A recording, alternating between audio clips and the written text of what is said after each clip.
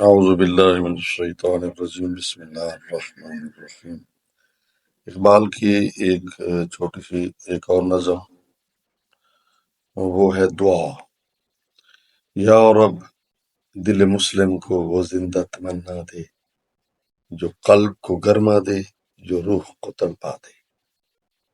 دعا اللہ کے حضور التجا، دعا مومن کا اسلحہ ہے۔ الدعا مخ العبادہ، دعا مومن کا جو عبادت کا نچوڑ ہے، دعا عبادت کا مغز ہے، خلاصہ ہے، ٹھیک ہے۔ الدعا رد البلا، دعا بلا کو ٹال دیتی ہے، دعا قرب خدا کا ذریعہ ہے، ٹھیک ہے۔ تو دعا جو ہے اقبال مانگ رہے ہیں، زندہ تمنا، عمل پر آمادہ رکھنے والی آرزو، قلب کو گرمانا، دل میں جوش ورولہ پیدا کرنا۔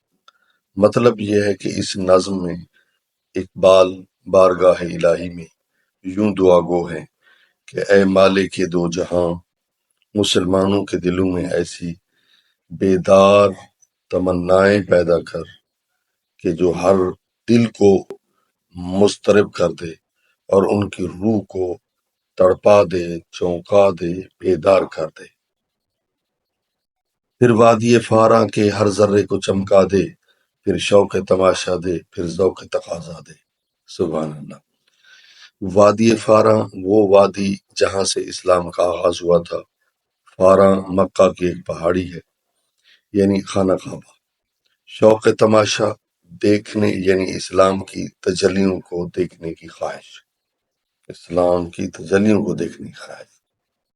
ذوق تقاضا، خدائی جلووں کی طلب، خواہش، جس طرح حضرت موسیٰ نے خدا سے اس کا تقاضا کیا تھا کہ میں تجھے دیکھنا چاہتا ہوں۔ مطلب کیا ہے؟ اے مولا ایک بار پھر حرم کعبہ کے ایک ہی ذرے کو منور کر دے، روشن کر دے، اور مسلمانوں کے دلوں میں وہ شوق پیدا کر دے جو اس روشنی کو اپنے اندر جذب کرنے کا سبب بنے، یعنی اسلام کی روشنی کو مسلمان اپنے شوق سے اپنے اندر جذب کرے اور اپنے اندر کو روشن کرے، اپنے دل کو روشن کرے۔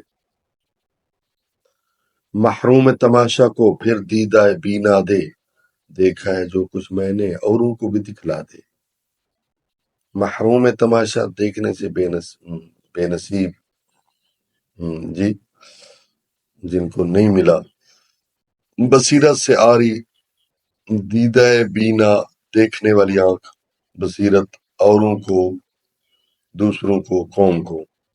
مطلب وہ لوگ جو بصیرت سے محروم ہو چکے ہیں، انہیں بصیرت کے ساتھ بصارت بھی عطا کر، اور میری آنکھیں جو کچھ دیکھ رہی ہیں وہ دوسرے مسلمانوں کو بھی دکھا دے۔ بھٹکے ہوئے آہو کو پھر سوئے حرم لے چل، اس شہر کے خوگر کو پھر وسعت صحرا دے۔ سبحان اللہ۔ بہت قیمتی شعر ہے اور بڑا اس میں ایک اہم مطلب پوشیدہ ہے۔ فرمایا بھٹکا ہوا آہو، راستہ بھولا ہوا ہرن۔ آہو فارسی میں ہرن کہتے ہیں۔ مراد مسلمان جو اسلام کی راہ سے ہٹ گیا ہے، جو اسلام کی تعلیمات سے ہٹ گیا ہے۔ سوئے حرم، حرم کی جانب یعنی اسلام کی جانب، اسلام کی طرف۔ شہر کا خوگر، مراد جغرافیائی حدوں میں محدود رہنے کا عادی جو ہوتا ہے۔ وسعت صحرا، ریگستان کا سا پھیلاؤ دو، پوری دنیا میں اس کو پھیلا دینا مراد ہے۔ یعنی اقبال کہنا چاہتے ہیں اس شعر میں کہ مسلمان آج ایک گم کردہ راہ حرم کی طرح ہے، اسے پھر سے حرم کعبہ کی طرف لوٹا دے پروردگارا، اسے کعبہ کی طرف متوجہ کر دے، اسے اسلام کی طرف متوجہ کر دے، اسے اسلام کی تعلیمات کی طرف متوجہ کر دے، اسے عمل کی طرف متوجہ کر دے، اور اس کی فکر کو صحرا جیسی وسعت عطا کر دے۔ ہاں، یہ مسلمانوں میں یعنی کئی قسم کی تنگ نظری ہیں، زبانی ہیں اور قومی ہیں، مذہبی ہیں، سیاسی ہیں، ٹھیک ہے۔ تو یہ جو تنگ نظریاں ہیں ان کو ختم کر دے، اور اس میں وسعت پیدا کر، اس کے ذہن میں وسعت پیدا کر، اس کی فکر میں وسعت پیدا کر، اور وہ دنیا میں پھیل جائے، دنیا میں اسلام کا پیغام دے، خود بھی عمل کرے اور دوسروں کو بھی عمل کی دعوت دے۔ پیدا دل ویراں میں پھر شورش محشر کر، اس محمل خالی کو پھر شاہد لیلا دے۔ دل ویراں عشق اسلام کے جذبوں سے خالی دل، یعنی دیکھیں یہ کتنا بڑا عمدہ مطلب ہے کہ اگر انسان کا دل اسلامی تعلیمات سے، قرآن سے، حدیث سے، ٹھیک ہے، خالی ہے، حضور کے فرامین سے، محمد و آل محمد کے کلام سے خالی ہے، تو وہ ویران ہے۔ یعنی دل کی آبادی کا سبب یہ روحانی غذا ہے قرآن اور حدیث کی شکل میں۔ شورش محشر قیامت کا سا ہنگامہ، مراد زبردست جوش و ولولہ، ٹھیک ہے۔ محمل خالی، یعنی حضور اکرم کے عشق سے خالی دل، واہ، یہ ایک تشبیہ ہے، یہ اقبال ایک تشبیہ دے رہے ہیں کہ جو مطلب خالی دل ہے حضور کی عشق سے، حضور کی محبت سے، تو وہ ایسے ہے جیسے خالی محمل ہے۔ شاہد لیلا یعنی حضور اکرم کی محبت، مطلب کیا ہے کہ اس اجڑے ہوئے دل میں پھر سے حشر بپا کر دے، اس کے خالی کجاوے کو لیلا جیسا محبوب عنایت فرما۔ اس دور کی ظلمت میں ہر قلب پریشاں کو وہ داغ محبت دے جو چاند کو شرما دے۔ ظلمت اندھیرا، برائیاں، خرابیاں، اس کو کہتے ہیں ظلمت، گناہ۔ قلب پریشاں، فکر دل مند، فکر مند دل جو ہوتا ہے، فکر مند دل جس کے اندر فکر ہو۔ داغ محبت یعنی محبت کی روشنی جو چاند کو شرما دے، جس کے آگے چاند کی روشنی پھیکی پڑ جائے۔ یہ دور تاریکی کا دور ہے جس میں کسی کو کچھ نہیں سوجھ رہا، اسی سبب مسلمانوں کے دل ابتری کا شکار ہے۔ ان دلوں کو ایسا داغ محبت دے جو چاند کو بھی شرما دے۔ رفعت میں مقاصد کو ہمدوش ثریا کر، خودداری ساحل دے، آزادی دریا دے۔ واہ، رفعت بلندی، ہمدوش ثریا ستاروں کی بلندی کے برابر، خودداری ساحل کنارے کسی غیرت جو پانی کے تھپیڑے سہ سہ کر بھی اپنی جگہ برقرار رکھتا ہے۔ سبحان اللہ۔ یہ جو بندہ پریشانی میں ہے، جو کسی بلا میں گرفتار ہے، تو اس کے لیے ہمت کا شعر ہے، اس کو ہمت دلانے کے لیے، اس کو حوصلہ دلانے کے لیے یہ کافی ہے کہ جس طرح ساحل بار بار دریا کی لہروں کے تھپیڑے کھاتا ہے لیکن اپنی جگہ نہیں چھوڑتا۔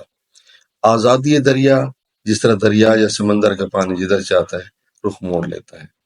یہ تشبیہات ہیں، بہت خوبصورت تشبیہات ہیں اقبال نے باندھی ہیں۔ فرماتے ہیں ان کے جو مقاصد ہیں ان کو ثریا کی سی بلندی عطا کر۔ ہاں، ان کے مقاصد بڑے ہونے چاہیے، چھوٹے چھوٹے مقصد نہیں ہونے چاہیے۔ ان کو ساحل جیسی خودداری اور دریا کی روانی جیسی آزادی بخش دے۔ بے لوث محبت ہو، بے باک صداقت ہو، سینوں میں اجالا کر دل صورت مینا دے۔ بے لوث یعنی حرص وغیرہ سے پاک، بے باک صداقت ہر طرح کے خوف سے پاک سچائی، صورت مانے طرح، مینا شراب کی سراہی۔ ان مسلمانوں کے دلوں میں ایسی محبت موجزن ہو جو بالکل بے لوث ہو، جس میں لالچ اور ہوس کا شائبہ تک۔ ہاں، آج مسلمانوں میں یہی لالچ اور ہوس موجود ہے کہ 1 کلو دودھ کا خالص نہیں ملتا، تھوڑا سا لالچ کے تھوڑا سا دودھ بڑھ جائے گا اور میرے پیسے بڑھ جائیں۔ ہائے ہائے، افسوس ہے۔ یعنی اپنی ذات میں مسلمان پڑ گیا ہے، گھوم رہا ہے، خود غرض ہو گیا ہے، اور دوسرا اس میں لالچ آ گیا ہے۔ اپنی ذات سے نکلیں، دوسروں کے دکھ درد کو سمجھیں، کم از کم اگر آپ ان کو نقصان نہیں دے سکتے، فائدہ نہیں دے سکتے تو نقصان تو نہ دیں، خدا را۔ تو یہ وہ کہتے ہیں لالچ اور ہوس کا شائبہ تک نہ ہو، مزید یہ کہ انہیں بے خوف و خطر سچ بولنے کی توفیق عطا فرما، ان کے دلوں میں اجالا پیدا کر دے اور دلوں کو وہ صلاحیت دے جو دوسروں کو فیض پہنچا سکے۔ احساس عنایت کر آثار مصیبت کا، امروز کی شورش میں اندیشہ فردا دے۔ آثار جمع اثر، علامتیں، امروز آج، شورش ہنگامہ، اندیشہ فردہ آنے والے کل کی فکر۔ مطلب کیا ہے؟ مسلمان آج مصائب و آلام میں گرے ہوئے ہیں، تکالیف میں، پریشانیوں میں، ہر جگہ شہید ہو رہے ہیں، لیکن بے حسی کا شکار ہیں۔ خدا جا انہیں مصائب سے متنبع کر اور حال کے ہنگاموں کے پس منظر میں مستقبل کی فکر عطا کر۔ اصل میں لفظ مستقبل ہوتا ہے، لیکن چونکہ غلط العام مستقبل ہے تو ہم بھی وہی پڑھ دیتے ہیں۔ اصل تلفظ اس کا مستقبل ہے۔ میں بلبل نالہ ہوں ایک اجڑے گلستاں کا، تاثیر کا سائل ہوں محتاج کو داتا دے۔ سبحان اللہ، سبحان اللہ۔ یہ اقبال نے اپنی حالت بیان کی ہے۔ فرماتے ہیں بل نالا فریاد کرتی ہوئی بلبل، یعنی علامہ اقبال اس سے مراد ہے۔ اجڑا گلستان مراد ہندوستان جو انگریزوں کی غلامی کا شکار تھا۔ داتا سخی عطا کرنے والا۔ اقبال کہتے ہیں اے آقا میں تو ایک ویران باغ میں نالا فریاد کرنے والے بلبل کی طرح ہوں جس کی گریہ و زاری میں تاثیر باقی نہیں رہی۔ چنانچہ اے ہر فرد کی حاجت روائی کرنے والے اللہ، میں تجھ سے اپنی تاثیر کا طلبگار۔ کریم اللہ، کریم اللہ۔ اقبال ہمارے لیے دعا کر رہے تھے، تو ہمیں وہ تڑپ عطا کر، ہمیں جذبہ عطا کر، ہمیں وسعت نظر عطا کر، ہم ایک دوسرے کو برداشت کریں، ہم اتحاد پیدا کریں، ہم اسلام سے سچی محبت کریں، ہم اپنی ذات سے نکلیں میرا اللہ، ہم غریبوں مساکین کی مدد کریں، زخمیوں کی مدد کریں، مظلوموں کی مدد کریں، ظالم سے نفرت کریں، ٹھیک ہے، اور پھیل جائیں پوری دنیا میں، اسلام کا پیغام پہنچائیں، خود بھی عمل کریں، دوسروں کو بھی عمل کی دعوت دیں۔ والسلام علیکم ورحمۃ اللہ۔